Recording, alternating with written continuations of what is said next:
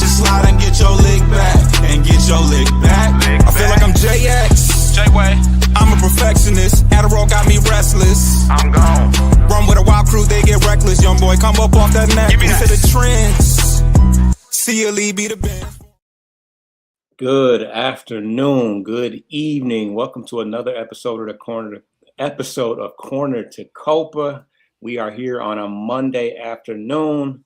The first pitch of the Yankee series is at around 6:10, so we're not going to hold you guys too long, but we had to recap the week as we always do. The Detroit Tigers got off to a really, really hot start last Monday with a major output of runs on Monday. And naturally, that about covered the rest of the week as far as offense is concerned. Colt Keith had 3 home runs. He's finally officially out of the dumps as far as power is concerned. But as I said, we slowed down. The pitchers held their serve pretty well, but the Astros prevailed those last 2 games, and then that brought us to Friday in an important divisional series against the Chicago White Sox, who are ahead of us, and we're back. We swept them. That's the all around short version of the summary of the week. But Coach, how are you feeling at this current juncture, and what did you see this week? Man, he had to feel good for Colt Keith for sure. I mean, for that monkey, he had basically got the rookie treatment when he finally got his first one of the year at home. I'm sure he was thinking, I didn't think I'd have to endure that twice in the same career. But nonetheless, yeah, he turned Houston Monday night into a launching pad. And McGonigal joined the party with a home run of his own in that game. But it was the second home run for him. You could see it. He was rounding first base, going to second. And he did this little Kirk Gibson fist pump. And you could just tell all the weight of the world had just jumped off his shoulders. And he was having fun because for the most part, he doesn't wear too much of his emotions on his sleeve, even positive. Like he'll cheer, but there's way more of the guys in the team that are way more outgoing and I should say up and down equally. Guys like, Javi and Gleyber. Yeah, that was really good for him to see and really to start the week off. But to your point, we ran into a buzzsaw. Hunter Brown came back off the injured list for Houston. He's a guy that you kind of forgot about because he's so young, but he's a top 6-7 pitcher in the American League in the making. He's that good. And then Lambert, the other kid, pitched 7 innings, under 90 pitches, scoreless against us. Just mowed us up and down. We scored 2 runs in each of those 2 games. So tough to say whether it was just bad offense, but seemed to me, based on just the eye test, it was just better pitching, borderline superior pitching, if you want to say that. But yeah, but I think the bigger picture coming out of that series was the fact that Justin Verlander had some timelines pushed back that went into this weekend series, which we'll touch on as well. But also as well, we had a new Tiger debut this weekend as well. A name I don't think we were expecting to be called up. I'll say that much, but at least for me, I'll speak for myself on that. Yeah, well, I mean, to speak on Trey Cruz, he's somebody that we definitely had on our radar going into spring training. He still had a pretty solid spring training. He made the 40-man roster before spring training. But we know that he's versatile. He can play all over he can play infield and outfield. He's a little bit older, so he's somebody that it was kind of like, hey, let him roll through the Rule 5 draft or give him a shot at some point this year. He wasn't, I want to say he got hurt at the beginning of the season, but he hasn't been having a great, season so far in AAA, but, it was time one way or another. And he's got some opportunities. I don't think he's got any hits yet. He's still waiting on that, but, we did get a chance to, rekindle with the family because he is a 3rd-generation player. His grandfather was the first of the family to make the major leagues, and also his father did. So, it's a surreal experience for him, and I'm sure he'll never, forget, about that experience. So yeah, the Houston series, Hunter Brown, I think he's from St. Clair Shores, if I'm not mistaken. But yeah, he definitely had a strong game. He's fresh off the injured list, but he is a top tier pitcher. Um, and yeah, the Tigers pitching staff, they only allowed I want to say a little under 4 runs per game in that series. So it left some opportunities for our offense to possibly get some wins. But of course, the one game that we scored 9 is the one that they scored the least amount of runs. So it would have been nice to spread those runs out a little bit better. But we left that series 1-2. And fast forward to the Chicago White Sox series. Pretty interesting series. The highlights I saw, Matt Vierling had a home run in game 1. And he also had a walk-off hit in game 3, which we'll get to a little bit more. But, outside of that, Dylan Dingler had a great week overall. I think he went in the week, his average was 417. He had 2 home runs and 5 RBIs. McGonigal had a good week as well. He hit 353. He extended the I think at this point, I think it was the 9th inning. He got a hit to keep the inning alive. And eventually, what would happen? I think Jahmai Jones scored the game tying run.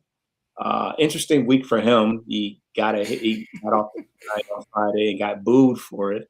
He's definitely on everybody's shit list at this current moment. So much so that even when he does well, he catches some hell over it. But a strong weekend. He scored an important run. He actually legged out a single, which would have ended the game. And they said that his sprint speed. He's average speed, but they compared his his sprint speed to break up that last out at first, and it was comparable to, I think, Corbin Carroll's average. So Corbin Carroll was one of the fast. Corbin Carroll, is it right now? Yeah, right. Outfielder, Diamondbacks. Yeah. Corbin Carroll. It was comparable to his sprint speed. So he definitely kicked it into over gear to make that happen. But the Matt Vierling ultimately had the walk-off hit, and I think Dylan Dingler had the game tying RBI single as well. So he's playing extremely well, obviously on both ends of the field. Hyu Lee also had a pretty good week as well. He hit 294. The bat continues to play. He's not the best defender, but he churns out some pretty professional at bats. He's been an important player to have because Gleyber Torres has been in and out of the lineup all year. So Hyu Lee, another young guy that was added to the 40-man roster, who if this season ends up turning around, we'll have definitely a guy that we have to acknowledge and remember was a pretty important part of it. But I want to ask you a question though.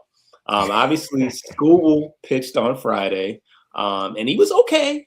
I mean, I think he only gave up 3 runs, but he has been guilty of giving up the occasional home run, and he got into it a little bit with one of I think he was a pitcher. He looked like a coach, but I think he was a pitcher in the dugout. They were chirping back and forth. What are your thoughts on that? We've talked about it offline, but what do you think about him getting into it with the guys in the dugout?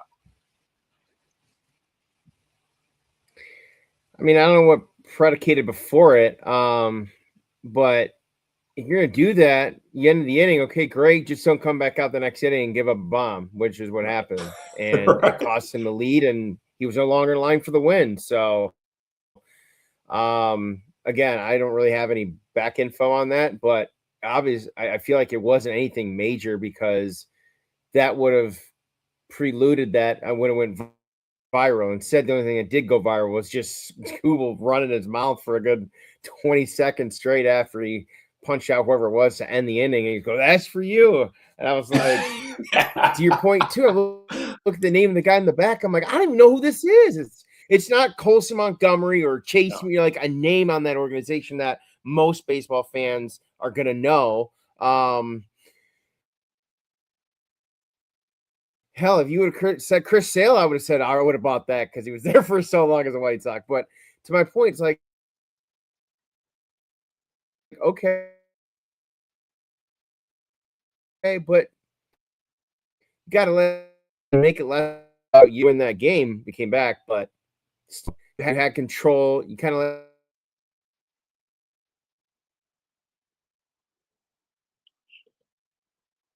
let your motion get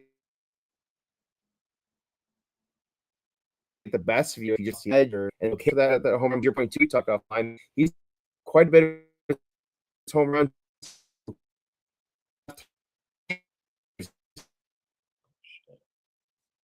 Is a bit unusual.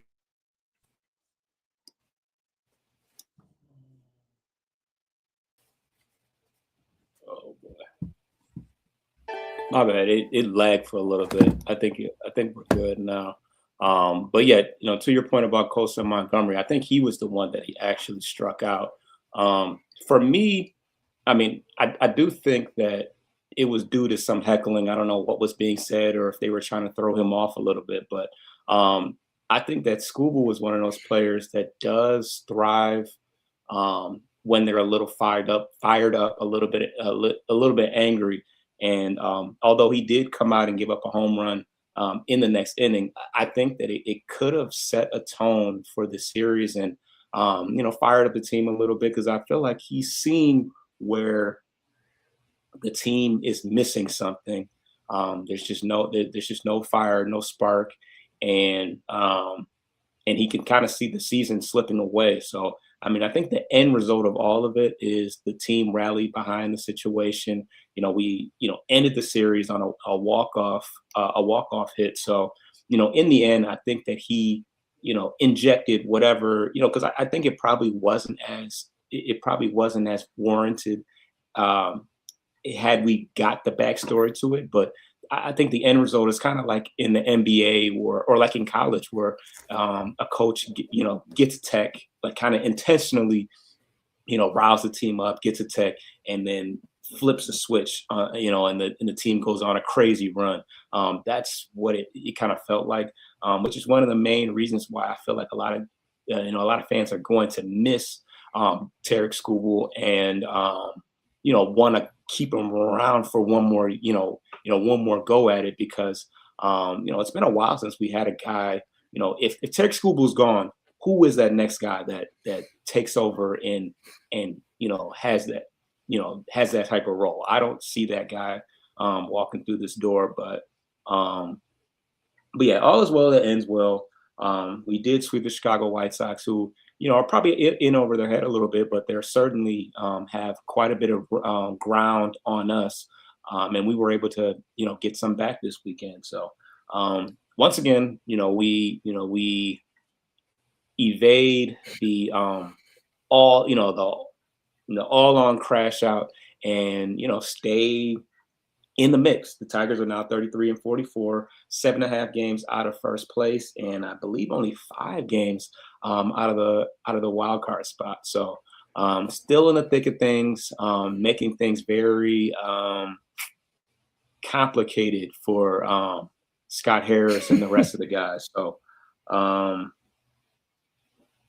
yeah, I mean, I think that the as far as recapping the week as a whole, the pitching staff, kind of held their own. I think the bullpen was improved this week. I didn't see a lot of, leaky holes as far as that's concerned. I think Jansen had a couple saves this week, which was important to see. I want to say Finnegan might have got touched up a little bit, but it still remains that outside of that one game where MSU Detroit fans as White Sox show, they were all talking. Yeah, I mean, it's a young group. They don't really have a lot of guys that are able to, step up and really take things over. There's no more, Robert. There's no more a lot of, Garrett Crochet, but yet and still a lot of young talent. They were able to get a lot of talent back in that deal. But yeah, the bats outside of the 6 RBI game from Colt Keith, for the most part, the bats were pretty quiet. We were able to scratch out 3 wins this weekend, but you look at the lineup and you see 7, 8, 9. The other day was Outman, Trey Cruz, and Zach McKinstry. The screams of AAA talent at best. So yeah, I don't know. Any closing words as far as this past week was concerned? Any observations you saw? Yeah, I mean, to your point with the pitching, it was good. The defense has been a little better, but I feel like their defense has kind of been a lull up and down every 10 days or so. It's just the offense still. Their runners in scoring position continues to be a bugaboo. They get a lot of their runs from walks with some helps of first to third, and they kind of cash in on some wild pitches or pass balls as well to take extra bases that don't necessarily require the ball actually needing to be put in play. So they're scoring in all the unique ways so far, but it's being able to put 3 innings in a game where you can put 2-3 runs in those innings to score 6-7 runs roughly. That is really what they're needing right now. Because we saw them in May. They had leads in May, a lot of them they just couldn't hang on to. So it's not been the bullpens from the offense, but yeah, I mean, the White Sox they're still down Murakami, and they're getting Kyle Teal back, who injured himself during the WBC, who was actually having a really good tournament for his home country before he suffered that. I think it was a foot injury. He took a wicked foul ball off his foot, but so they're still going to be eventually, still figuring things out. But, Cleveland kind of retains number 1 for now temporarily, but yeah, just continued dominance within the division. The record's been getting better against our division the last couple of series, which is good because that's the one narrative we do need to control if we're going to have a chance, ideally at the playoffs. I know wild card we're closer, but I still think it'll be the division most likely. But yeah, other than that, Justin Verlander, the biggest takeaway. I think we need to touch on this real quick because it's kind of a very open and honest and frank and very blunt assessment of his own physical situation right now. I don't know if you've seen or heard the quotes that come out from him last Wednesday and then reiterated by AJ on Thursday at all. But it basically sounds like he's not going to be anywhere close to 100% ever the rest of this year, and he's just trying to get it one more go at home and, a la Undertaker, leave his glove or hat, on the mound. Yeah. It doesn't look good. It's just one setback after another. Now it's the hamstring, I think. Hamstring? Yeah. And we know how lingering those can be. Those can literally last forever. And certainly doesn't help for a guy at his age. And so hopefully we can, float him just one start where it's not, completely necessary to win because we don't know what condition he's going to be in. I'm sure he'll leave it all out there, but yeah, kind of, pretty unfortunate. I mean, I know I was pretty excited and jacked to that he was going to be a part of our run this year. But I mean, he pitched 150 innings last year, started slow, as far as performance wise, but all in all, I mean, he San Francisco got a lot of work out of him. So there was no indication that he was going to just completely crumble and fall apart this year in Detroit. But, here we are. But yeah, I mean, I think in a sense, it probably makes things, it helps us as far as clarity wise. We don't have to worry about taking any starts away from Troy Melton, who continues to look like a future ace, and something that's very encouraging. We're not taking any starts away from Kyler Montero, another guy that we know has a ceiling, but has a decent enough floor to be a back of the rotation guy that you can depend on and he's not going to just completely blow up the way he probably did a little bit as a rookie. We've seen the tops of the mountain as well. 9 innings, Maddox. So, but yeah, let's get updated on what MSU Detroit fan has to say. He says, I know Scoob will be traded, but they forgot they were yapping at a back-to-back Cy Young winner. Yeah, nobody can hold a hold a candle to anything that Scooble's done. He said add Jahmai Jones to the AAA talent. Yeah, we'll see. He's definitely a clubhouse guy. It's very obvious. They like him a lot. They're going to give him every opportunity to succeed. Hopefully this can be a tale of things to come. We'll see what they got, because I'm sure the Yankees have at least a couple lefties. I think Cam Schlittler is a lefty. So you can't tell me Jake Rogers is worse than Jahmai Jones. Yeah, it's kind of sad that we have both of those guys at this point. Because on any given day, you might see both of them. If it's a day game after a doubleheader and it's a lefty, you're going to see Jahmai Jones and Jake Rogers in the lineup together. Or even Jace Young. Yeah, that's a crazy name. Currently struggling in AAA, I'm pretty sure. But Old Yeller, wow. Yeah, JV. Take him out back. Yeah, that's crazy. Troy at this point is a starting pitcher, no point in moving into the bullpen. Yeah, absolutely not. Melton and Joe are the two youngs that build a pitching core within this post-Scooble era. Absolutely. Kerry hits better against lefties and Carp sucks against lefties. Yeah, it's kind of crazy. Yeah, and he almost hit one out the other day. Gave it a nice ride against a lefty, but it didn't quite go out. He did have a great. He's the scoreboard out there. Guy had to make a running catch there at the warning track. Yeah, you saw it. And he didn't have a good week average wise, but he did have a game-winning RBI single, if I'm not mistaken. He had a game-winning RBI single. When you look at the top of our lineup, because for a while it seemed like everybody's OPS was just below average. But you look at the top, you got McGonigal, he's hitting in the 8s. You got Riley Green in there. You got Dylan Dingler, who's at the top, who's hitting at the top of the lineup. He's hitting number 2 today, as well as Kerry Carpenter, not hitting for a great average, but he does have extra base power. So you got a couple guys that are hitting above average. Unfortunately, the bottom of the lineup is kind of dragging things down. You got Vierling, who had a good week. Hopefully he can build upon that. But you got Torkelson, who's just barely hanging on. And then you got your Outmans, your Jones, your Hyu Lee, who's still below league average as well. You just got too much going on at the bottom of the lineup. But yeah, all in all, a good way to end the week. Started out promising, had a bump in the road with a couple good hitters against Houston, but here as we stand in the lowly American League, very much in the thick of things. The Tigers hitters can be put into 3 groups: youth, core, and others. Yeah, a whole lot of others. I mean, I don't even think you can put Trey Cruz in the. You hear me?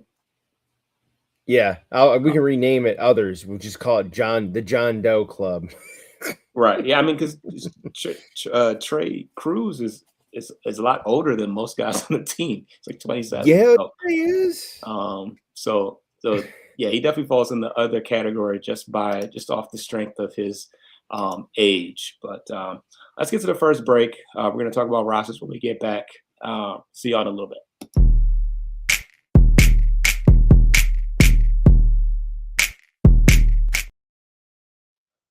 All right, we are back. Got some more additions to the injured list. Oh, before we get to the injured list, Colt Keith, of course, after his 3 home run game, misses the next game with a sore wrist. I'm like, only like the best. Can you hear me on that? Yeah. Yep. Yeah, what's going on? I got you. But yeah, and then he came back the next game and he was batting sixth. So I commented, oh, he got a demotion, batting from third to sixth after a 3-run game. It's just been one of those years.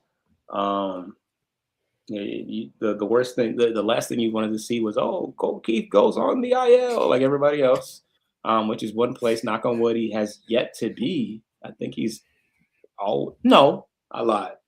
At the end of last year, he got hurt right before the playoffs started. Yep, that's really the only time though. Yeah. But without further ado, who's new on the injury list? Relatively light. A lot of the updates have been from guys already on the IL and their progress. Obviously, we just touched on JV being the biggest one, as he was going to be activated not once but 2 different times and had additional bullpens and rehab starts. But in terms of the official changes here, Gleyber was put on retroactive to the 16th, 10 days, which activated Casey Mize for his start earlier this week. Wenceel Perez, we noted it last week, and he actually fractured his orbital bone in his face from that band exercise accident. And actually, Hinch even stated that prior to the series starting Friday, he actually had to return back to Detroit because the swelling was so bad he wasn't cleared to fly back yet. So that's a really freaky injury. So I'm not sure if that's going to require surgery or not. I figure if it does, that might put him out at least a 30-day beyond that. But we'll see how that progresses.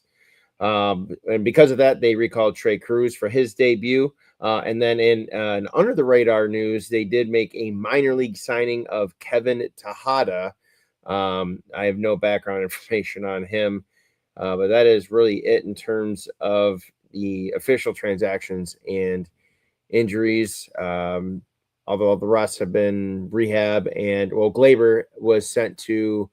Did he actually play Saturday or Sunday? They got a cortisone shot Friday was the update, and then he was in preparation for playing some rehab games. So I guess we'll lead that into down on the farm then, I guess. What a little tease there.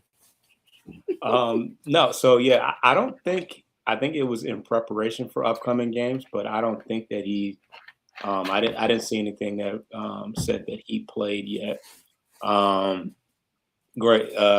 Great question by MSU Detroit fan. Why still no Max Anderson or Max Clark? That's a great question. And the one I don't have a whole lot to talk about.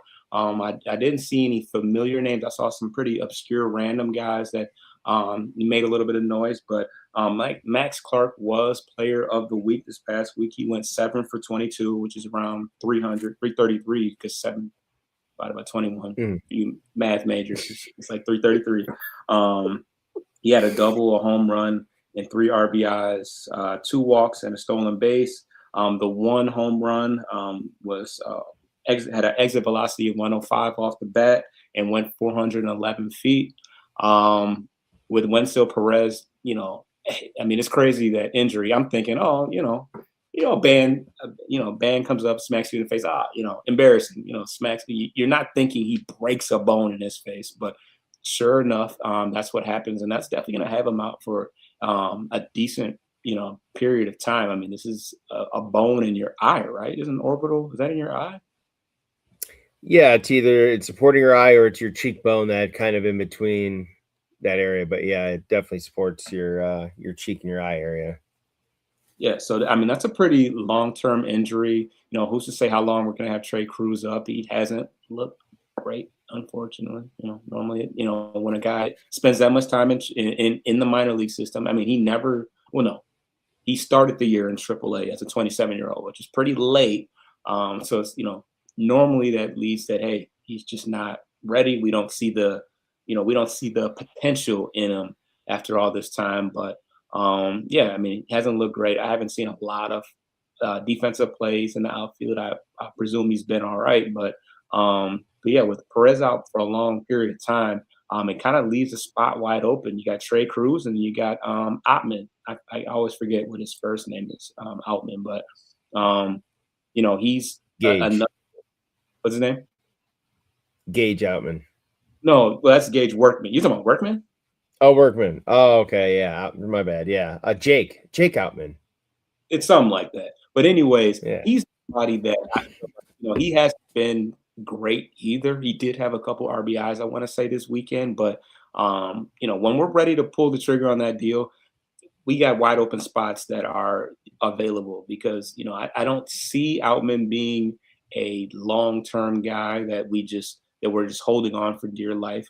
When they're ready to make the Max Clark move, hey, you don't really have to make a tough decision on this one. This one's easy. You can go in, one of a couple different directions, maybe. I don't think they're trying to get rid of Trey Cruz that quickly, but yeah, I mean, the team is missing, speed. They're missing some defense in the outfield. Bielen's been okay.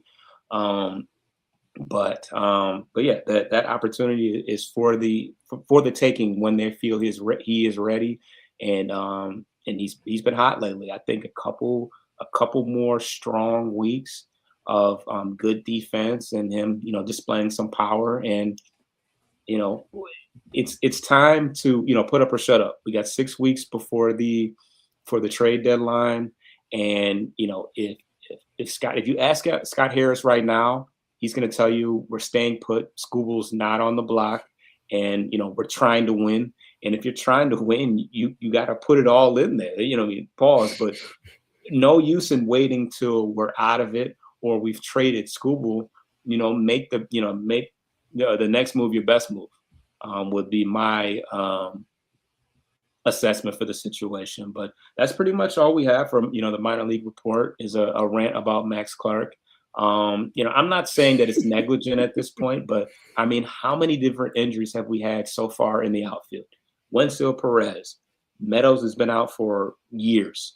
Javi Baez essentially is another center fielder. I mean, it's not for lack of injuries or everybody's just playing so well or everybody's just so healthy. I don't know how to I don't know where to find room for them. Like, no, you went out and got Outman, and DFA Zach Short, leaving a roster spot wide open for Max Clark if you wanted to, if you felt the time is ready. So, yeah, Outman is the short term. Obviously, Clark is the long term. Trey Cruz is also not playing great. Hold on, we gotta. Trey Cruz is at least a top 30 prospect. Jake Outman is one of those journeyman guys who gets signed a minor league contract someplace. Then, yeah, absolutely.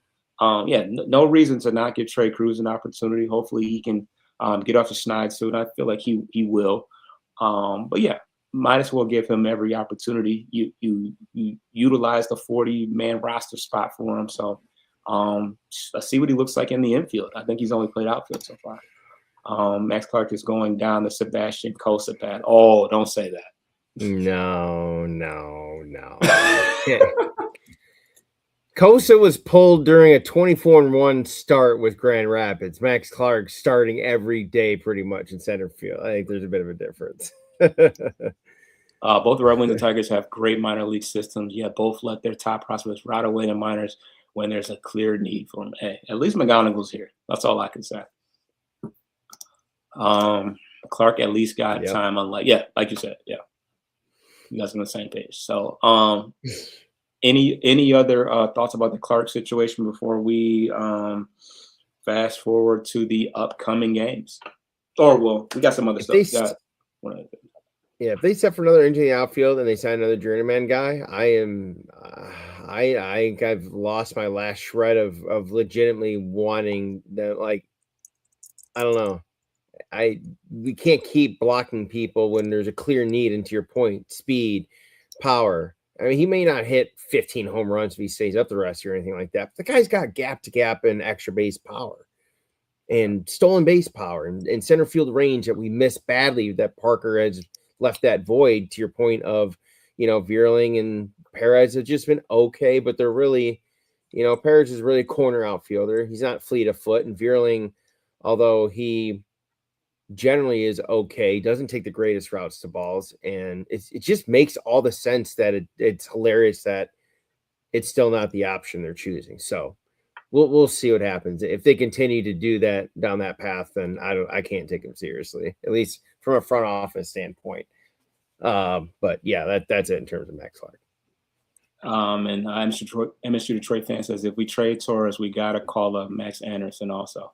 That would be great, honestly. As much as when Torres is available and healthy, he's great.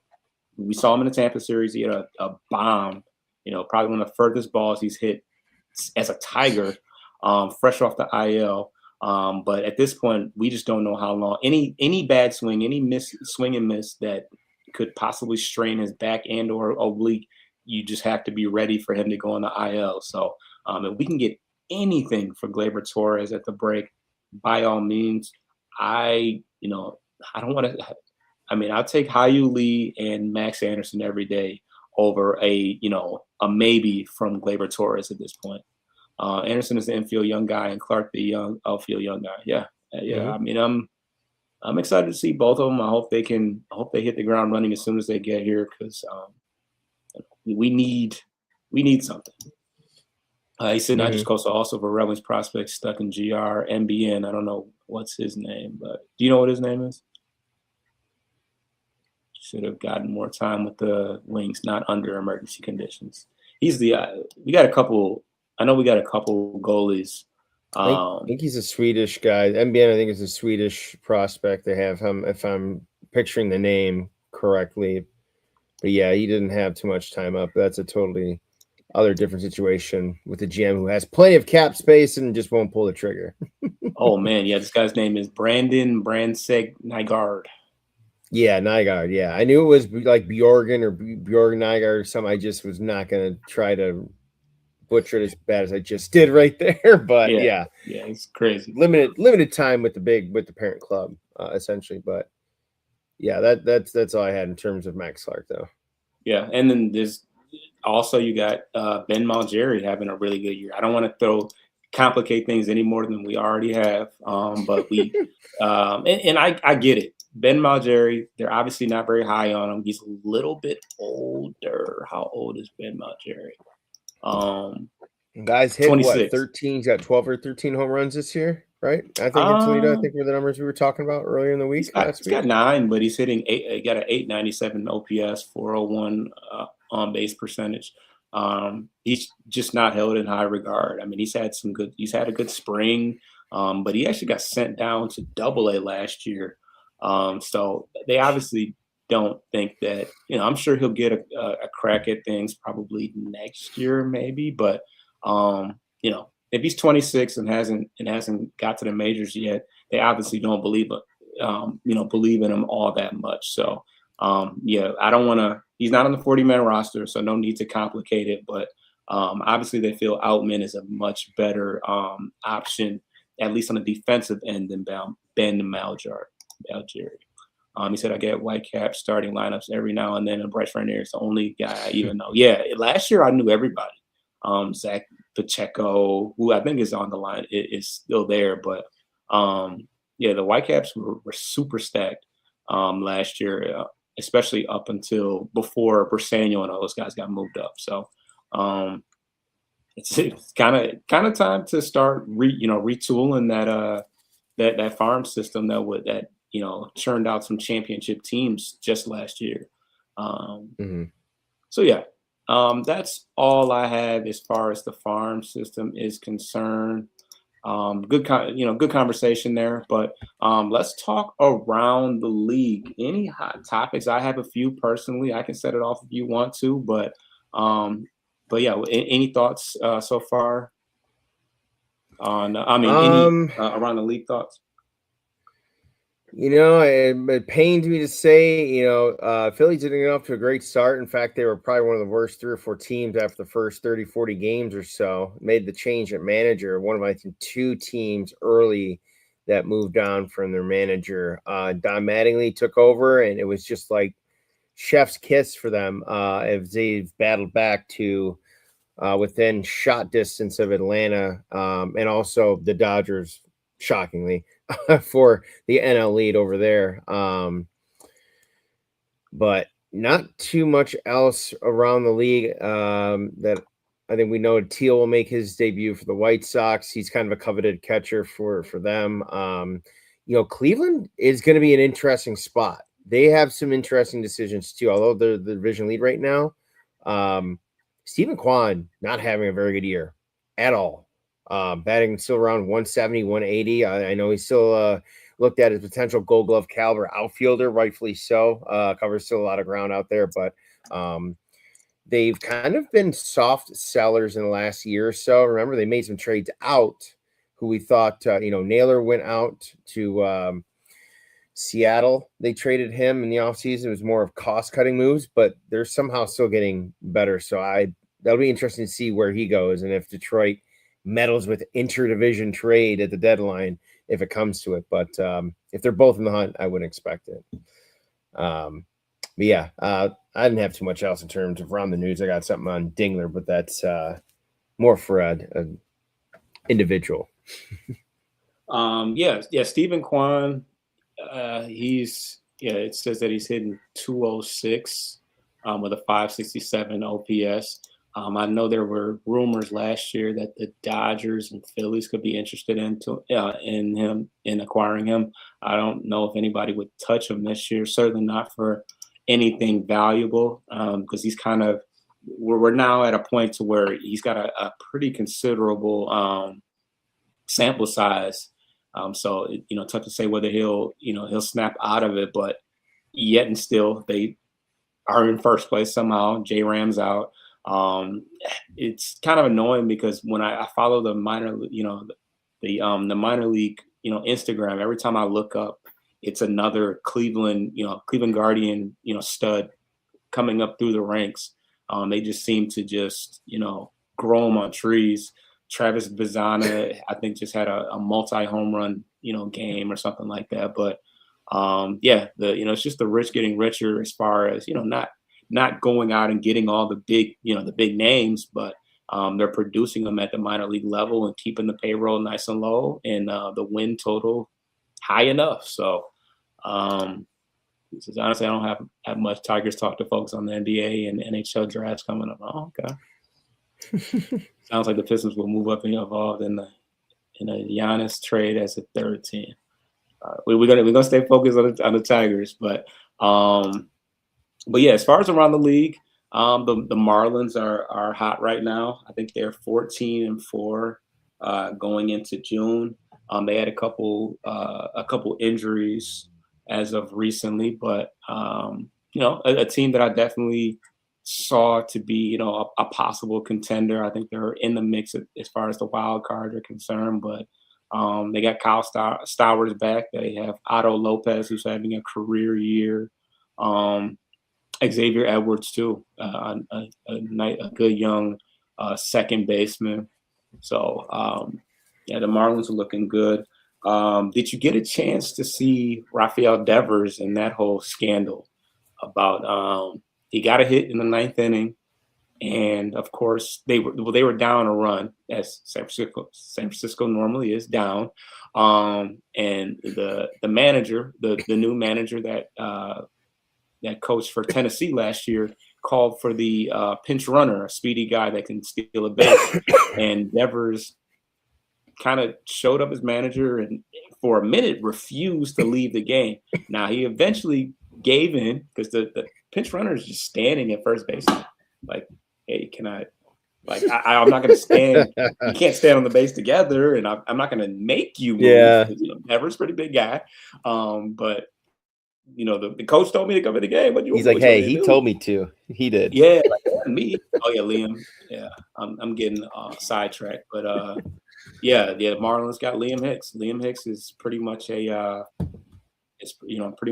all-star. He just went on the injured list, but he was traded in the Carson Kelly deal, where he went to the is it Carson Kelly?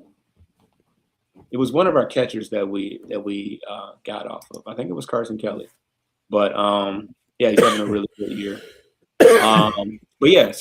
Texas Rangers. So eventually he did lead the game, and the teammates tried to acknowledge, hey, good job. You got to hit to keep the game alive, and he was mad and didn't want to say anything, and then didn't say anything after with the media. But and we joked about it, like, hey, we'll take Rafael Devers, and but it's starting to become a problem. Obviously, you got the new young manager. The team's struggling. They're already selling. They said Chapman is, it could be available. Devers could be available. Who's their shortstop? Yeah. So Willy Adames? Adames. I was going to say Paredes, but not Paredes. Adames. And so, yeah. And then obviously they had the whole issue with him having to move off of third base in Boston and all that mess. But what do you think about that whole situation? And he's somebody that teams will be reluctant to go after because of incidents like this. I mean, the production alone would question its warrant without, having to request a decent amount of either prospects back or money to help offset, his large, AAV. Because if he's now just primarily a DH, that's not what he got paid for in his extension. So I'm not going to be looking to we'll take 90% of that on. No, we're paying for half of what he's going to be physically doing. So he might be landlocked in San Francisco for another year or two, because that extension was no short-term one either. So they might not have a choice to retool on the fly or try. I mean, I don't know what you're going to get for Chapman, some of those guys. I mean, if they're just selling off rentals that are having marginally okay years at best, they're probably not going to, it's going to be a rebuild. And frankly, for Louis Vitale, the new manager, that's probably the best case. He kind of can then put his actual thumbprint on the makeup of the team going forward, have some more say on draft coming up as well in terms of impact position that they can use with their top end picks, and kind of reshape the future of that organization. But Rafael Devers, as far as his concern, is prima donna tactics. They're probably have to bite the bullet for another year or two, kind of like the Tigers had to do with Javi recently, and just hope that he starts to come around offensively and then becomes more attractable as a trade option going forward, but probably not for this year. Yeah, and he's not having a terrible year. He definitely had a slow start. He's kind of picked it up a little bit. Right now he's at a 238 average with 11 home runs, 36 RBIs, and 735 OPS, which is about league average as far as the OPS is concerned, but obviously certainly well under what he's being paid. He's still on the books for, I think they said like $200 million or something like that. San Francisco, would probably be willing to eat some of it to get a return. But yeah, Adames just signed last year, and Chapman just signed a deal last year. So these are guys with a lot of years obligated left to them. So yeah, who knows? Who will have the opportunity to move, but none of those guys are having particularly great years. So, but that's that. Let's get back to the Tigers. We are not too far away from the All-Star game. We got a couple guys, justifiable names that could end up in the All-Star game. Probably not starters, because I don't think we've got the votes necessary for that. But who is in the hunt to possibly represent the Detroit Tigers in the All-Star game, wherever that is, because I don't know where it's at. Yeah, I mean, the three were pretty much going to be McGonigal, Riley, and Dylan Dingler. At least in my opinion, are three guys that should be starters. Riley might, I was thinking potentially, just his power has been a little bit down, but his average has been up and walks are up, strikeouts are down for him too. But absolutely McGonigal and Dingler, considering what they've been able to do so far this year. McGonigal obviously being the rookie, and some of the numbers he's putting up before the age of 21 are just, kind of mind-blowing still. And Dingler's not just his combined clutch now hitting, but his overall defensive ability with ABS, a success rate, not even as a catcher, but as a hitter too. But but unfortunately, those three don't even have enough votes as a starter right now. I think McGonigal is one spot down, but he's like 400,000 votes away. Dingler was third, so he would have been left as an alternate or needed that extra fan vote to get in as a backup. But those are three, in my opinion, that definitely deserve to go. In my opinion, they deserve to start purely based on that. But in terms of pitching, I don't really – kind of tough just because everyone's been missing time and other guys been hit around a little bit here and there. But, I mean, Finnegan has had a pretty good year overall, top to bottom. He's just had some inopportune innings here and there that have hurt overall. But he's had a pretty good year, walk issues aside. But in terms of fan voting, those were the early release, I think, before heading into this past week, as we still have, I think you said, about 6 weeks left before trade deadline, which precedes the All-Star game about a week or so before. Yeah, got some interesting names on here. I mean, Shea Langeliers is definitely having the best year overall as a catcher, but I'm pretty surprised how many votes he's getting as a Sacramento A. Like, they're really going all in to get him on there.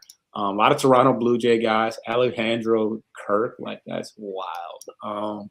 I think, Ernie Clement. I think Ernie Clement has the most votes of everybody. Well, probably not more than Ohtani, but he's got 2 million. He's destroying the race at second base. More than Bobby Witt, more than Caminero, more than Aaron Judge. Like, what? Is he like got some like famous girlfriend or something? How is this even possible? I don't know. But yeah, he's leading the way so far from what I've seen. Hyun Kim, which is a crazy one. I don't even think he's a everyday player he's not an everyday player for the Dodgers. Where's Ohtani on here? Okay, 2 million. So Ohtani's at 2,300,000, and Ernie Clement is at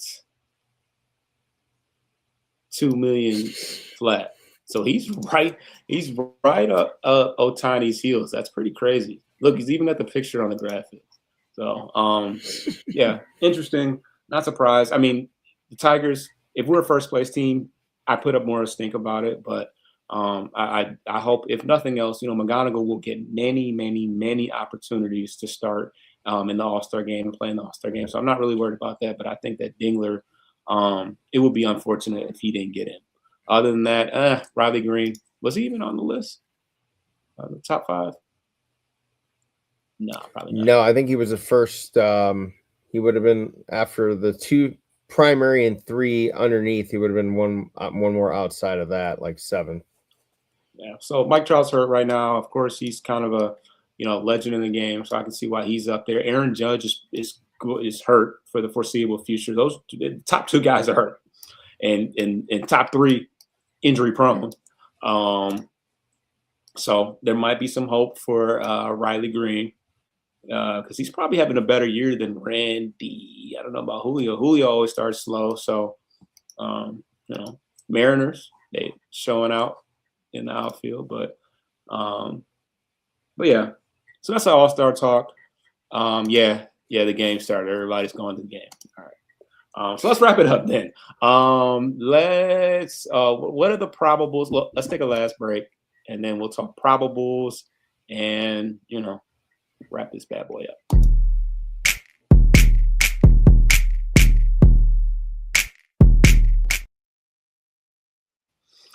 All right, who we got coming up? Briefly before the starters, I did just want to point out some of the Dingler stats here that we've got, because it would be a shame if he doesn't get the All-Star nod, but I mean, he is in some crazy company right now. As of yesterday, he had the same amount of home runs as Pete Alonso, Juan Soto, and Mike Trout, more than Ohtani, Harper, and Gunnar Henderson. I mean, that's a lot attributed to the last 3 weeks. His June has been incredible, especially the last 10 days, 15 days. But this kid deserves some MVP love, even if it's like 8th, 9th voting, wherever he gets just some. He's raised his average almost 30, 40 points in the last 3-4 weeks with this month alone. Hitting now almost 270 with 9 multi-hit games, 7 home runs, 12 extra base hits out of 27 hits, 21 RBIs, and 17 runs with almost a 1,200 OPS and a one-rated WRC plus 141. And he's still expected to continue this trajectory for a little bit longer for season averages. But you're potentially looking at a guy that could get 30 home runs, 30 doubles, and 110 RBIs for the season, which, oh, by the way, only 3 other players in the organizational history have been able to do that in the last 30 years. And that's Prince and Miggy in 2012 each. And actually, Riley did it last year with his totals. So he'd only be the 4th player to do that in the last 30 years. And that would be a mass milestone. But now that I'm done tooting that horn for a fellow backstop, they start the 3-game series this week with the continue their homestand through this weekend, starting with 3 against the Yankees. Valdez against Garrett Cole tonight, who's also made his return after he missed all of last year after suffering near a season-ending injury in 2024. He's been off to a fairly good start. Not too much. He's been giving up some runs the last outing or two. We're hoping we can get to him for that. Tuesday, Casey Mize against Carlos Rodon.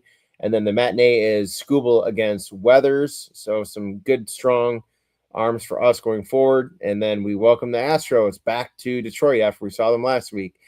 Troy Melton will kick it off Thursday against Amai. Friday will be Montero against Arrighetti. Saturday will be Valdez against Tang. And Sunday will be Mize against Hunter Brown. With a quick peek ahead of that, as we near the Independence Day weekend, they go back to New York to see New York to wrap up, I think, their season series entirely for 3, and then fly to Texas for 3 against the kind of slowly lurking Texas Rangers and the potential AL Cy Young candidate, Jacob deGrom. Yep. So the Tigers get one more crack at Tang. That's the guy that gave up the 3 home runs. Well, he didn't give up all 3 home runs to Colt, but we kind of jumped all over him. So we'll get to see him one more time this year. Just closing statistics on Dingler. He's getting it done in the clutch as well. Hitting 300 with runners on. 297 with runners in scoring position, and 390 with runners in scoring position with 2 outs. Doesn't get too much more clutch than that. Comment. Oh, man. We had a comment. Oh, Troy in the building. What's up, guys? You still believe in our season, or do you guys think we should trade everyone away? Well, I think we both know that Scott Harris doesn't have, the cojones to – pull the trigger on the Skubal deal. So, with the inevitable run that's coming, I think, especially with Cleveland likely to slow down. Unfortunately, Minnesota is actually probably the hottest team in the division for some strange reason. So we'll have to contend with them. But we've been better against our division as of late. So if we can handle business with New York, who's the judgeless New York, play better against Houston, who's right ahead of us in the wild card race, we're gonna be floating around that wild card and divisional race, and I just can't see Scott Harris unless he foresees, because genuinely speaking, unless we're not a World Series team, you got to get something for school. And teams are going to be clamoring around that time to push themselves over the edge to be a World Series team. So we should be able to get a couple of top 100 guys out of that, from school. And more or less, he pitches 1 every 5 days. We don't necessarily win every time he goes out there anyways. At least you could get a couple bats, maybe a pitcher that's ready to go now. I mean, you might make your team better by spreading out the value of a Terry Skubal. But like I said, nobody wants to be the guy that trades away the superstar and screws it up and gets Jake Rogers at best. That's what happened with the Verlander situation. Jake Rogers was the best prospect that they got out of all of that. So I don't know. I think that we're going to go on that. We're going to go on that run, unless we just completely ish the bed versus the Yankees, then I say this is the time now before we start playing good again. Just make a decision now. But yeah, if we, get out of this New York series unscathed, he's gonna be like, well, we're in the race. Don't y'all want to try to do it one more time? Keep the Just boys another excuse. last time it all breaks up. So I don't know. And do you think the fact that we're probably not going to have baseball next year, does that help or hurt our case for trading Scoop in your opinion? Do you think that increases the likelihood or lessens it? The practical thing should tell you with common sense that it should help. Because if you don't, then you're literally walking away with nothing but a lame compensatory pick that is the odds are uncalculable in terms of what player you're going to get. They lucked out on McGonigal because that was their compensatory pick that they received in the last draft. They caught lightning in a bottle, which I swear is like a once in a 20-year kind of capture, considering what he is doing in front of our own eyes this year. So that's not guaranteed. So yes, I think you do make that trade for prospects. No cash. I'm sorry. I mean, I know we're moneyballing it over here, but we need the prospects, like you said. Ideally, if I could get one positional player and a pitcher out of that, to your point, like one of them's got to be in the top 12 to 15 from there, and then we'll go from there. But yeah, gotta be two prospects. If it's a ready now guy, sure, but yeah, it definitely helps him, I think, because if not, then they could potentially overpay, but at the same time, I don't know what their compensatory pick will be in the new CBA. So that's even complicated. So yeah, I think you rip the Band-Aid, you do it now, then you can worry about the control of the prospects later. Yeah. And I got two more questions, and we're going to abruptly end because we're kind of going over a little bit, but they said that the new agreement could possibly mean no high school picks. What are your thoughts on that? Scott Harris won't know what to do. McGonigal was a high school pick. Max Clark was a high school pick. Bryce Rainier was. Jordan Yost was, who I didn't get a chance. I think I answered him about Jordan Yost. He loves high school guys. What are your thoughts on that? Well, and drop the rounds from 20 to 12. So, and they're going to angle to really open up the door for the international players, not just the international, pooling money that they're allotted and capped at every rolling 3-year period they get to spend, and then it kind of recoups or whatever. So that's going to really change the dynamic. At the same time, we talked about too briefly, there's not a ton of money in NIL for college baseball. It's really predicated on if you happen to be an Alabama, a Michigan, a Oregon, a big brand name, successful college football program that's able to kind of share some of their wealth around, and also through some of the shared revenue that most universities have in agreement with their programs to kind of help lessen the burden financially a little bit, and stretch that out. But yeah, I mean, that would completely reshape everyone's approach as a front office going forward. It'd be more recruiting in college, which is kind of the opposite of college basketball. They're just buying players left and right. They're not really recruiting high school much anymore, but this is going to put the focus on it, though. The growth in college for sure, which I think is probably the better channel because baseball desperately needs it. It doesn't get that much from ticket sales. Parks aren't that huge. College World Series, great. Actually, Game 3, final game tonight, by the way, on 15 minutes as well. Game 3 finale for the Men's College World Series is tonight. But it's a great show, but regular season doesn't draw. It just doesn't unless it's a top 10 team. Right. And Troy says if we could get Sheehan and Rushing from the Dodgers, I'd do it in a heartbeat. I tend to agree. You could just, obviously Rushing is a catcher, but you can just DH him. He's probably the best bet option for DH at this point. But I don't think the Dodgers do anything like that. You're going to get a prospect. You're not going to get somebody that's already ready, I don't think. They never have to be that desperate. Last thing. There was reports about, obviously, George Lombard is a pitching coach. His son is a top prospect for the Yankees.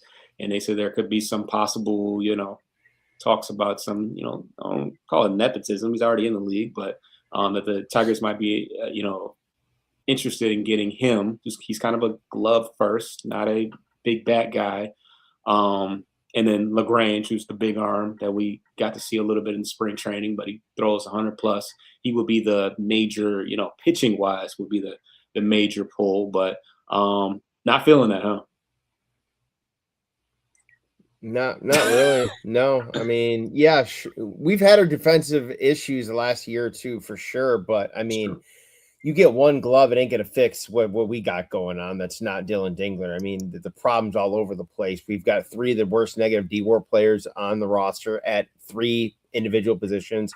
We also have 1 or 2 that are at the top. So they need a bat. They need to prioritize someone that is a good bat to ball, exit velo, barrel percentage, because that's what we need to drive in runs. That's how close we are.